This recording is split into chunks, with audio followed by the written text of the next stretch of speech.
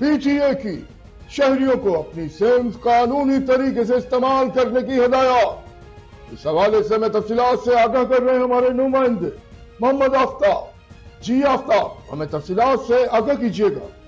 जी हाँ बिल्कुल, और बुलेटिन के आखिर में हम बात करेंगे पीटीए के शहरियों को इंतबाह, अपनी सिम सिर्फ कानूनी तरीके से इस्तेमाल करें।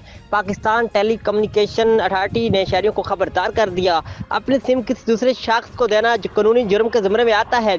इसके ज़रिए गैर कानूनी सरगर्मी में मुलव्वस होने का भी खतरा होता है।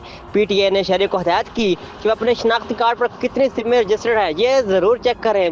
अगर कोई मजाज सिम रजिस्टर्ड है तो फौरी ब्लॉक करवा दें। सिम चेक कराने के लिए शनाख्ती कार्ड का नंबर 668 पर SMS करें, जिसके बाद मुकम्मल मालूमात आपके पास आ जाएगी। पीटीए ने मजीद कहा कि नई सिम सिर्फ मुतबर और कानूनी फर्नीचर या किसी कस्टमर सर्विस से हासिल करें। किसी मदद के लिए टोल फ्री नंबर 0800550555 पर रब्ता किया जा सकता है। Bureau chief industrial reporter Mohammad Aftab, Faiz news network, Bhakkar. बहुत शुक्रिया आफ्ताब, हमें तफसीलात से आगाह करने के लिए।